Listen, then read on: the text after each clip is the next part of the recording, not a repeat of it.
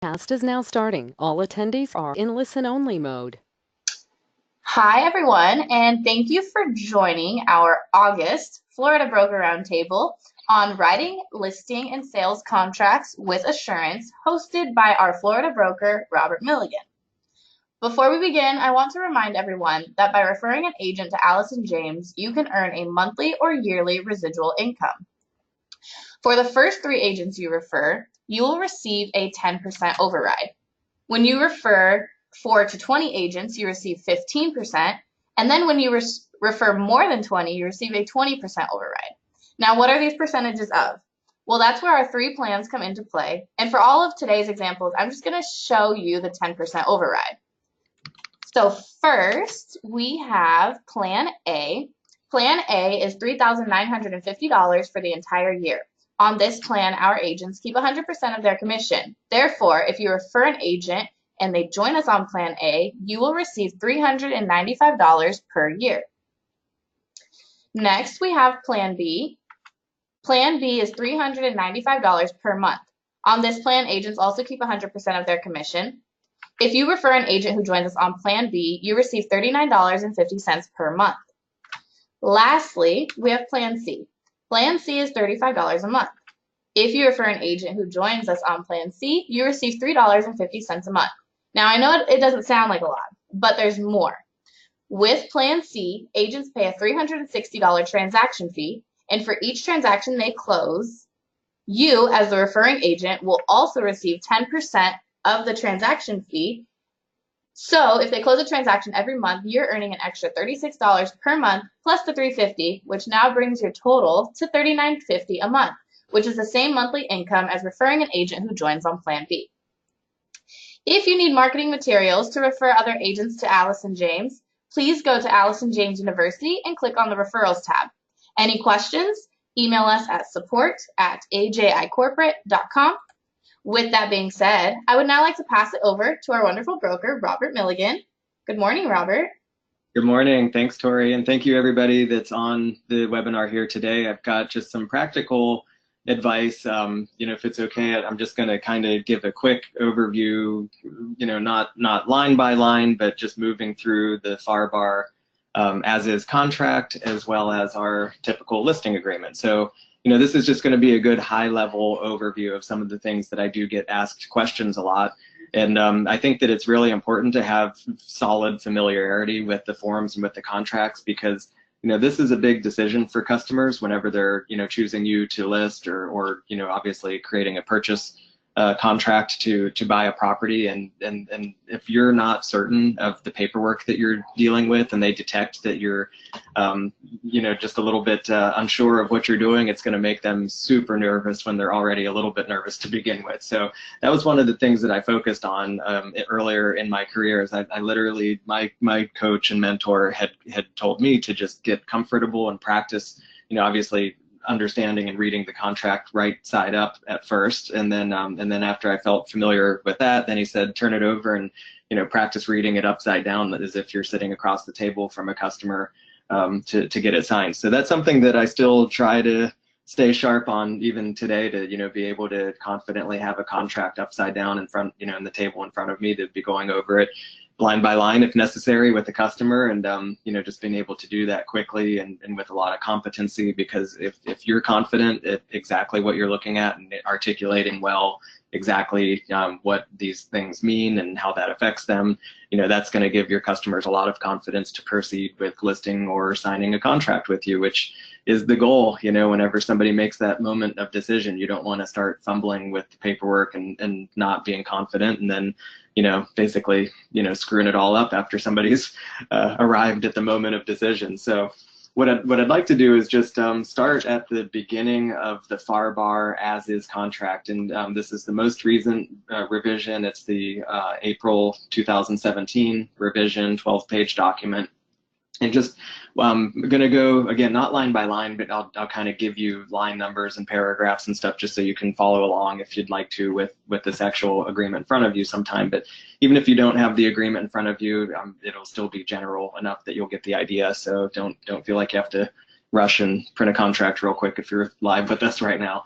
But the first thing, and I'm going to pretend like everybody's a little bit newer to the industry, but the first thing is how important it is to pull up the tax record on either the listing or the contract, because you want to make sure that you have the right named parties that are on this agreement. It is a legal document, so if you've put the husband and not the wife, or the wife and not the husband, if you've omitted somebody, or you don't have the legal vernacular proper, it could potentially make it a non-legal document. It could make it a document that's not binding.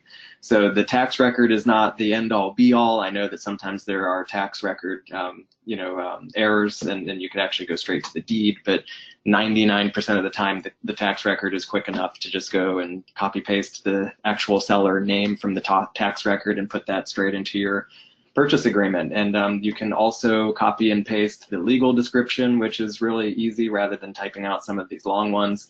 You can also find the property tax ID number to put into the contract, which is on the far bar.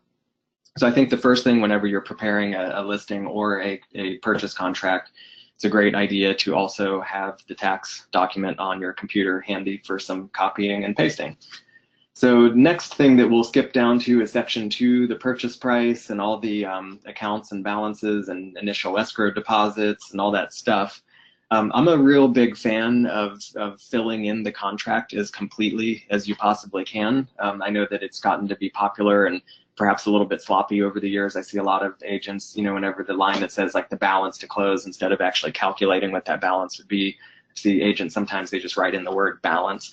I think that's really sloppy, and I think that you should complete it as accurately as you possibly can. So of course you've got your purchase price on the top line, the initial escrow deposit, and on line 29 it says that the escrow deposit either accompanies the offer, or number 2 is to be made within blank number of days. And again, let's not leave things blank if possible. It says if left blank, then 3 days. But rather than leave blank spaces, go ahead and write in that 3. And that's become more of the industry norm now, to have the escrow deposit be made after there is an executed contract and within that 3-day period. And it's really convenient for companies like ours, which are becoming the majority, companies that do not maintain their own escrow account, because that's a big predicament for a lot of brokers. That's where brokers get in a lot of trouble, is when they have their own escrow account. We, of course, do not have our own escrow account, but if the buyer does not need to make that deposit until 3 days after the effective date, that gives you plenty of time to negotiate whether the buyer is paying and choosing title, whether the seller is buying and choosing title. So 3 days is fine, but actually fill it in there. And then the other thing that's important is to actually fill in where that escrow deposit's going. You need to put in the name of the law firm or title company, the address, the phone, the email, because potentially you could be accountable if you're on the buyer side of this transaction and it was up to you to fill that in and you didn't. Nobody knows where the escrow deposit went. You could be personally liable depending on how that kind of situation plays out. So, part of our whole realtor responsibility list is skill to care and diligence and accounting for all funds, and that's part of the accounting part, guys, is make sure that you properly write in where that escrow money is going. So the far bar form is nice when you're filling it in online. You can write in the actual dollar amount of financing, or you can just put in 80% or 90%. It'll calculate all the balances automatically. So the main point there is just to fill that in as completely as you possibly can. Now, skipping down to section 4, the closing date. Here's a place, because you sometimes just get into extended negotiations. I personally prefer to write in a number of days, such as 30 days or 45 days. And you don't ever really have to write in on or before 45 days, because technically, you can't obviously close in excess of that time period without an extension. But theoretically, you could close early so long as everybody agrees to that. So that's really kind of a redundant thing to write on or before, but sometimes people write it in to make the seller feel warm and fuzzy, like there's a chance that you could close earlier if the property is vacant, and that's what the seller would like to do. But you basically just have to write in your number of days. And so I would recommend, usually for a cash deal, 30 days is fine. 45 days is also better if on a finance deal, sometimes 60 days if you think that it's a complex finance deal.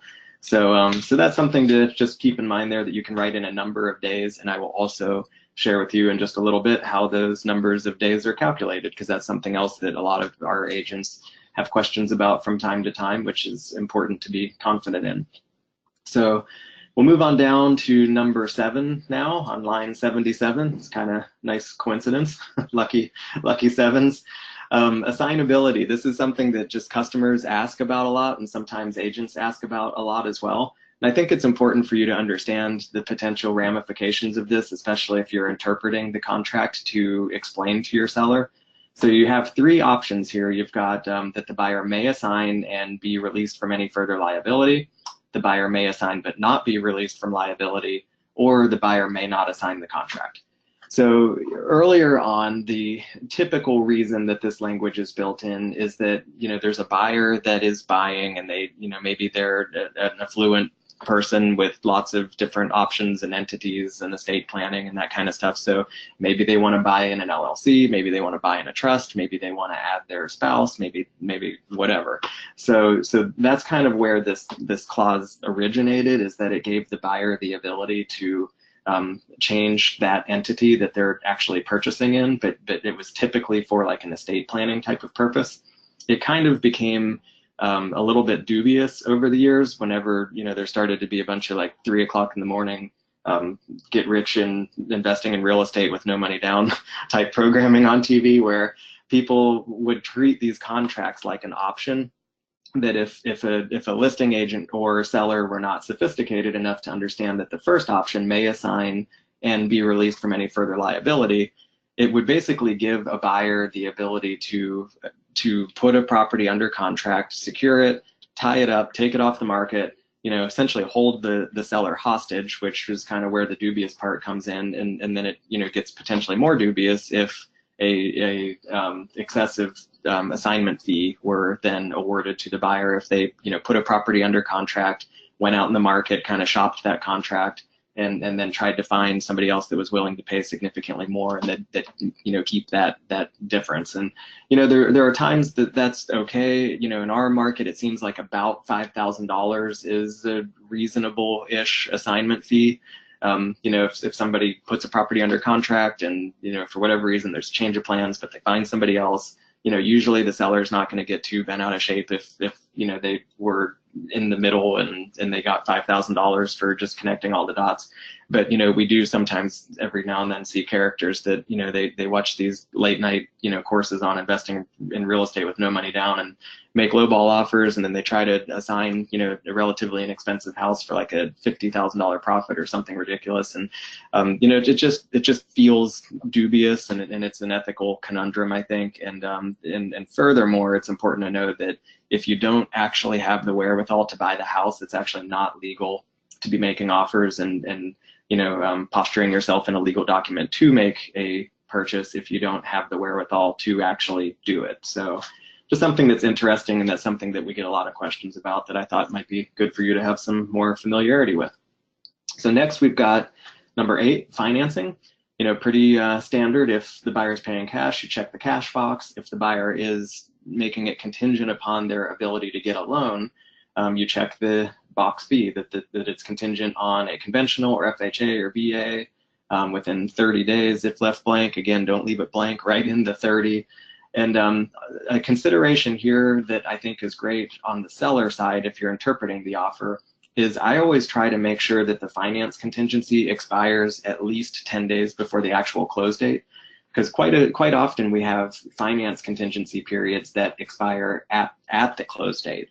And so to me, especially if a seller is moving out of their house, that kind of puts them in a precarious and vulnerable situation where theoretically they have purchased another home, or they've at least given a first, last, and security deposit to go move somewhere else, and now they've unstaged their home technically, and homes usually show a little bit inferior without furniture in them, and so maybe that could affect their ability to resale the house if this contract backs out. So I think it's important to just watch that to make sure that your sellers have like a 10-day buffer at a minimum, that that their escrow deposit of the buyer, which is hopefully sizable enough, can be firmed up, and that they can have some confidence that if they do in fact move and it doesn't close, at least they have some sort of mechanism to recover any costs. So that's basically what it's all about. And the typical contingencies that we usually see are a contingency on the financing for about 30 days, and a contingency on the inspection itself, which is usually 15 or shorter days, and we'll get there. But I think also there is an addendum to use, and I'm going to talk a little bit about addendums, but if your buyer is paying cash for the property, you may want to strongly consider using an appraisal addendum. And if your buyer is also getting a relatively low loan to value ratio, you may also want to use an appraisal addendum. And so this is something that I think is kind of slick, and people don't usually experience this until they've had a situation where it was really detrimental and problematic to the buyers, because the way the appraisal clause reads in your contract, it basically says that if the appraisal is insufficient to meet the demands of the loan, basically, that the buyer has the ability to renegotiate or back out and get their money back. But if a buyer is only getting a 50% loan, the appraisal can come in way off. Or if the buyer's paying cash and they choose to get an appraisal, they don't have to, but they choose to, and the appraisal comes in way off, a lot of times the customer feels like they by default just automatically have the right to renegotiate, and unless that you've used a appraisal contingency, you actually do not. So if your buyer's getting a low loan to value ratio, like 80% or 90% maybe even, or paying cash, definitely recommend using the appraisal contingency if you feel like that's going to be an important metric for the buyer that the property does actually appraise. The reason it's not necessary on like 97% or 100% loan, usually if the property doesn't appraise, then the loan contingency here on this page will go into effect because it's not sufficient to fund this particular loan. So something interesting and good to know about that. And we'll move along to number 9, closing costs. This is the area of the contract that I spend a lot of time describing to customers, because in the middle of the page, that whole section, number 9, has a pretty good itemized list of some of the things that are generally costs paid by the seller. And that gives you a chance to explain each of those things in detail, and we don't have to do that right now, but things such as the dock stamp taxes, municipal lien search, title search charges, owner's title policy, if applicable, depending on who pays, estoppel fees to the HOA, those sorts of things, and also a list for the buyers. And so it's just good, it's a good chance to just make sure that the buyer or seller's expectations are in alignment with what their costs are going to actually be. And I do spend a good amount of time on that particular section. There's a lot of other sections that we just gloss over because it's just a lot of super random stuff that has accumulated over years and years of situational instances. And it's just funny to watch how it grows, because this contract was 4 pages when I started about 17 years ago. So now it is from 4 to 12 pages, and a lot of it does not apply 99% of the time, but it happened enough that it is now part of the contract. So something to keep in mind here. So at the bottom of this page, and we're on page 3 at line 157, there are 2 boxes for either the seller to designate and pay for the owner's title policy, or the buyer to designate and pay for the owner's title policy. I recommend generally always using attorneys, lawyers. I've had really good experiences using good lawyers, good people you have a good relationship with, people that aren't going to over-lawyer the transaction and kind of make mountains out of molehills. They're just going to facilitate it. But I generally fight for the side that I'm on to be the one to choose and pay, which might sound surprising, maybe it doesn't, because theoretically it sounds like a negotiation win if you get the other side to pay for the title insurance, which can oftentimes be more than $1,000, sometimes more than $2,000, $3,000.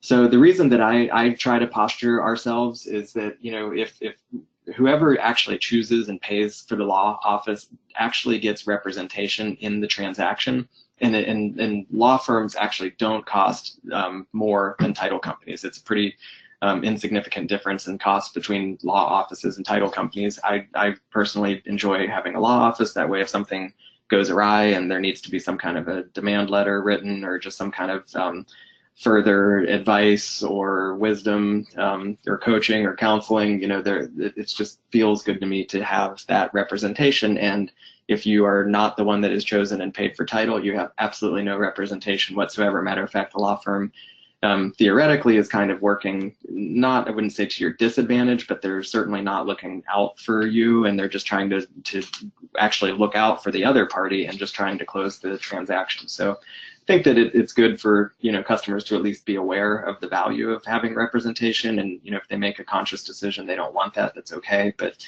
I do try to posture our customers to be in control and have some proper representation. So next, I just wanted to mention a home warranty on line 173. I think it's a great idea to coach your customers to get a home warranty or provide a home warranty if you're on the buyer side. I think it's great that, if they move into the house and the refrigerator breaks a week later, which, surprisingly happens more often than you would guess, it's just unfortunate sometimes as the realtor, you're the one that catches the misdirected anger. And, obviously it's not your fault that the refrigerator broke, but that sometimes leaves a bad taste in customers' mouths, and they feel like there was something that you should have been able to do to position them better for that kind of an instance. So I do recommend a home warranty. And if you're on the seller side, I recommend, at least discussing with your seller the possibility of getting a home warranty right at the time of listing, because these home warranty companies now will cover the home while it's listed, and it's something that you can advertise as a additional, feature or perk of buying and choosing this particular house, that there is a 12-month home warranty that's transferable. So something to consider. Another one that kind of sneaks in a lot of times that I think is really important, especially if you're interpreting the contract and helping your seller make a good decision, is the special assessment paragraph on line 177. So there's two boxes regarding special assessments, and those can be things like, if you're in a community in an HOA where they maintain the roofs and the roads and those types of items. If they have not made enough reserves that are available for those kinds of replacements, there may be a special assessment. So there's two boxes, one that says that the seller shall pay their basically prorated installments due prior to closing, and then another box that the seller shall pay all the assessments in full prior to closing. It's just kind of an indescript place on the contract, and a lot of our offers come in for the sellers with that B box checked, that the seller is going to be responsible to pay in full, which almost never really seems super fair. So I think it's just important that you don't gloss over that on line 185, that if that box is checked, that you make sure you catch that, and that the seller understands that they could be responsible for a pretty sizable assessment. So something to make sure that you don't gloss over too quickly. Okay, moving on to the next page, number 5, on section 12, the property inspection and the right to cancel. So here's the buyer's vetting period where they can just, in this particular form, get out of this contract for any reason whatsoever. And I love this form. I really do not love the standard contract that does not have such a clean out. And I know that some brokers argue that the standard contract is better because it creates a more committed buyer, in terms of, if the house is in really pristine condition and the buyer does not find repairs that are going to cost in excess of X, whatever that is, the default built in is 1.5% of the purchase price. If the buyer can't find things wrong with the house, then they can't get out of the contract based on condition alone. So, here in contrast is that the, buyer can get out for any reason whatsoever within this first 15-day period. And I do recommend generally changing that to at least 10 days. I think that, 10 days is more than enough time for buyer and seller to, just not waste so much time if something's going to go awry and the transaction's not going to work out. But what I do definitely always try to avoid if possible, and here's one of the reasons I don't like the standard contract, is that the seller is obligated in advance. If repairs are found that are not in excess of that dollar amount, the seller is obligated in advance to make those repairs. And it's generally not a credit, it's generally to actually make those physical repairs. And it seems like most of the worst issues that I've encountered in my career are whenever sellers are making repair on behalf of the new buyer, because the qualifier of what that repair is just so subject to interpretation, I guess. And obviously the seller is incentivized to get the repair done as inexpensively and efficiently as possible. And the buyer wants everything immaculately perfect. So it seems like, that is something that has always caused a lot of problems that I always try to avoid. I do generally try to negotiate a credit for repairs rather than a physical repair itself, because it's just stupid stuff. If somebody's sealing grout, maybe they put the grout on too sloppy and it causes a big issue. If somebody is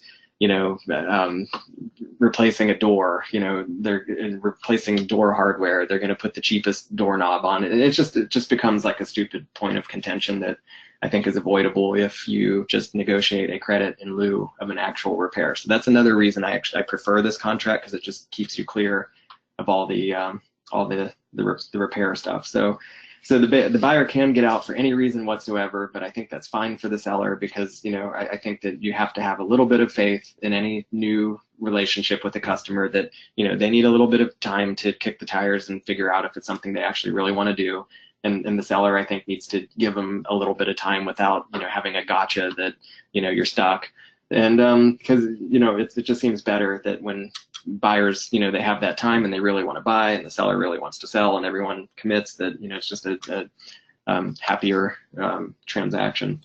So we're going to skip the next page entirely. There's nothing significant about the next page or two. And on page 8 we have the section F, which is dealing with time. And this is where I said that I would help you calculate your time periods. And this paragraph with time says that calendar days shall be used in all computing time periods. So when we're talking about 3 days until your escrow deposit is due, 10 days for the inspection period, 45 days for the loan contingency, all these different time periods, they're all calculated in calendar days. And so what that means, though, is that you do count the weekend days. So you are going to count 7 days for each week. And if we theoretically signed a contract right now, today, and this is also something that's important, is that the time periods all begin. The effective date is whenever the contract has been signed and initialed by all parties and has been delivered to all parties, because you can have a seller signed, or I'm sorry, we can have a buyer signed offer, and then I take it over for whatever reason. I'm a bad realtor and I can't go see the seller until tomorrow. And then tomorrow I get it signed by the seller, and it's a fully executed contract. But I'm now driving with that contract back to my office, and I haven't yet delivered it to the buyer's agent, and it hasn't been delivered to all parties. We still don't have an effective contract. And if I drag my feet some more because I'm a terrible realtor and I don't deliver it to everybody until the following day, that would actually be the effective date. So that would be day 0. So assuming you're a great realtor and we sold a house today and we had a completely executed contract that we got everybody to sign and initial right now, and we just via email is fine, delivered it to all the pertinent parties right now, today would be day 0. So tomorrow would be day 1, and so on. So whenever any of these time periods land on a weekend or a holiday, and all these time periods, they expire at midnight, by the way. So your loan contingency period, your inspection contingency period, if the 10th day is today and I haven't heard anything by 5 p.m. from the buyers whether or not they accept the house, they do theoretically have the ability to send me an email at 11:59 tonight saying that they intend to cancel the contract. And I think that's also important to know, because I actually have had some silly realtors pull that kind of stuff, which is always unfortunate. I feel like, as realtors, the best way that we can keep our industry held in a positive light is just by being timely, being punctual, treating people as if you'd like to be treated, because we in this situation, and it would be like this in most any situation, the seller is checking in with me all day. Have you heard anything yet? Have you heard anything yet? On like the 15th day, I'm like, no, I haven't heard anything. And I'm reaching out to the realtor, they're not being responsive, and then I get an email at 11:59. I mean, how do you think that the seller feels whenever they wake up on the 16th day and I have to deliver the news? Like, you're never going to believe this, but they sent me an email last night at 11:59. I mean, they just think that that's just really unethical, just crummy behavior. So, as much as you can, just be proactive, be forthright, don't wait for that kind of stuff. But it's good for you to know that that is possible, and that's something that it's good that you let your customers know is possible. But if that 15th day, if it happened instead of, expiring tonight at midnight, if that 15th day landed on a holiday or a weekend, it would go to the next business day and expire at 5 p.m.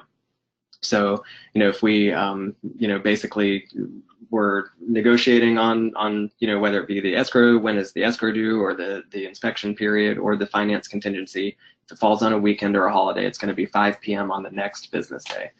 So that's something that I think is important to be confident in and calculate those dates. The first thing that we do whenever we get an effective contract is calculate what all those time periods are, email all those important days to the seller, and then put calendar reminders in, set yourself tasks, whatever CRM or system or whatever you use, you have to watch those dates, because if you accidentally let that inspection contingency pass, and the buyer may have had some issues that they would have liked to have addressed, and you failed to do that, it's just assumed that they accept the property and they no longer have that contingency, and so that potentially could cost somebody thousands of dollars, which people don't have a sense of humor about whenever you've costed them thousands of dollars. So moving on to subsequent pages here, I'm on the second to last page, the 11th page, and I just wanted to talk about some of the addendums real quick.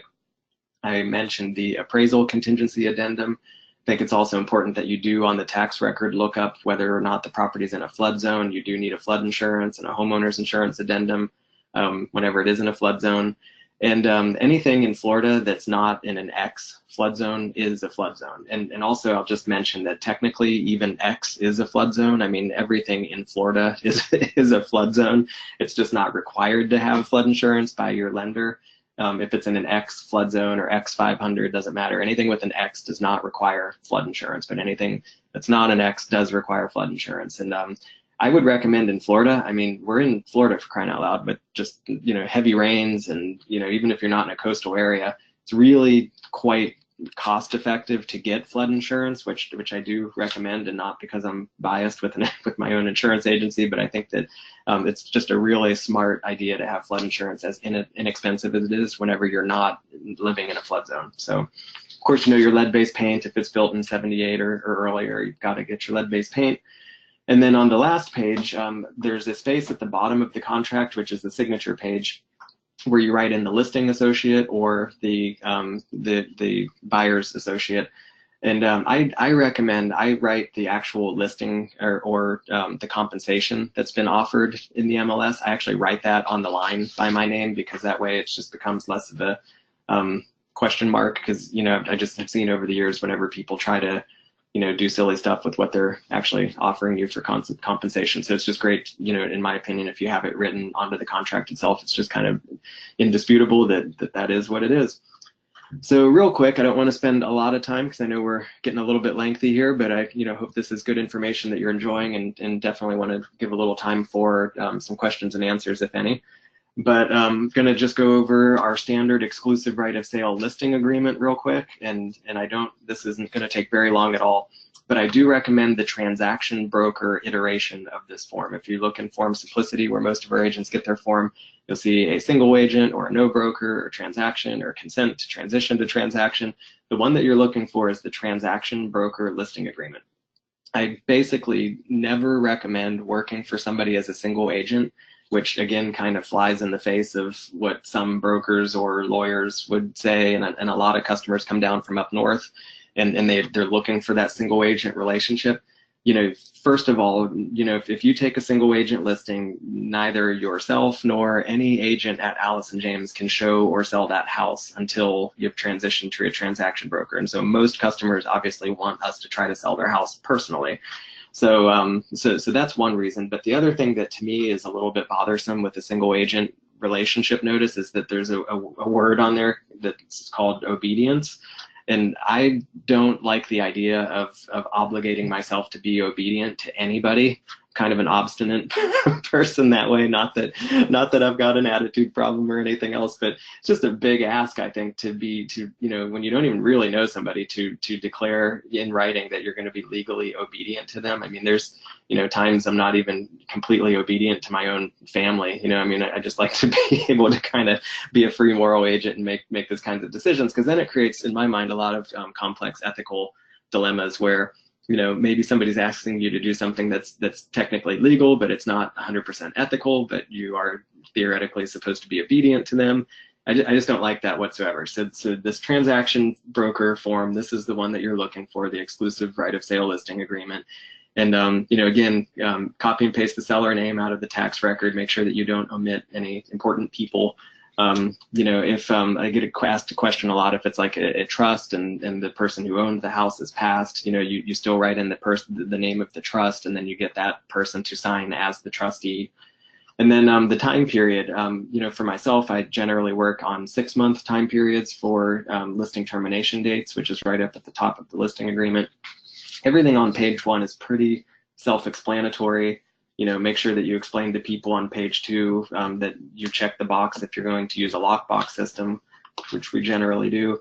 And then here's something that agents get wrong a lot, especially newer agents, is that at the bottom of page 2 on section 8, compensation, the first line, on line 99, it's section A, is the gross commission that you're having the seller pay total. So that would theoretically be 6%. I see a lot of people write in 3%, and then they further on down the contract write 3%. But technically, you could get yourself into a little bit of trouble if the seller really knew their forms and they said, well, you only had me off, paying a gross total compensation of 3%. And if you've advertised 3% in the MLS, you're obligated to pay that agent 3%. So you could find yourself in a position where you're having to not take a commission whatsoever, which you probably wouldn't have a sense of humor about. So that's going to be your total gross commission is going to go in there, 6%. And then on the next page, page 3, on number 9, the cooperation and compensation to other brokerages, that's where you would write in 3% or whatever the case may be. So on number 11, conditional termination, this basically says that if the seller does, for whatever reason, have a change of plans, that you would be amicable to withdraw the listing if they reimburse you for all your direct expenses and pay a cancellation fee of X. That can be whatever you want it to be, whatever you feel is appropriate. Personally, I often put a cancellation fee of $0 in there because I don't love the idea of trapping somebody if they're in a relationship that's not working or they have a change of plans. But certainly don't see any fundamental issue with having all of your hard costs reimbursed. But that is up to you and your business, and there's no wrong answer. I don't have a moral dilemma with charging a cancellation fee because there's a lot of time and energy that goes into the process beyond your direct costs. So something to look at and think about. And then last but not least is a dispute resolution paragraph, paragraph 12 on the 3rd page, where I think it's important that you just have this quick conversation with your sellers. You can gloss over it pretty quickly, but it's a paragraph that basically states that you're agreeing in advance to not sue each other if there's any problem in the relationship. And again, for me and my practice in 17 years, I've never had a situation like this go so far that we couldn't resolve it, even before we had to go to mediation. I personally like to just kind of give in as long as I'm not being significantly damaged or hurt. But here we have a paragraph that describes that you're not going to sue each other. You're going to try to mediate first, and if that doesn't work, you're going to arbitrate, and whatever the decision of the arbitrator is binding. Usually in arbitration, which is good for you to know, also in like procuring cause situations and all this kind of stuff, in arbitration, there's usually one winner and one loser. They don't usually ever split anything in arbitration. And if there are legal costs, it is typically, the costs are bared by the losing party. So, so you want to try to settle any predicaments like that without an official process if you possibly can. So in my mind, those are some of the more important parts to go over, but don't forget my recommendation to really print out and make notes and read the contract. And I know our local association, and yours probably does too, has excellent contract classes from lawyers and attorneys. And of course, if you have any particular questions and want my opinion on how you should be positioning yourself in the brokerage relationships and all that kind of stuff, I'm certainly happy to help and be available to that. But read your contract, read it thoroughly, read it line by line, read it upside down. And if you're confident whenever you're going through the contract, then your customers will detect your confidence, and that's what they're hiring you for. They're hiring you for your leadership, your confidence. They believe that you're the right person that can guide them and give them good info and keep them in a safe position, and that's what we're here for. So that's all I got for now, and I'm happy to take any questions and anything else that I can do to be helpful. Let's see. If anyone has any questions, you guys can go ahead and comment them in the questions box below or on your GoToWebinar control panel. You can also email Robert anytime and ask him any questions that you have about your contracts. I'll give it just a few more seconds just to see if any questions come through. Otherwise, you can always email us at support@ajicorporate.com. Robert's email is flbroker@ajicorporate.com. We actually do have a question, Robert. If there are 2 addendums on a contract and one of the addendums was not completely executed, dates don't start until all documents are fully executed, correct? That is correct, and that's a great point. That even down to an initial, if there's an initial hanging out there that a simple little change, something kind of insignificant, but it doesn't get initialed until the following day, that also would influence the effective date. So yes, that's a great question. Great point. Perfect. Any other questions? I'll give it a few more seconds to see if any more come through.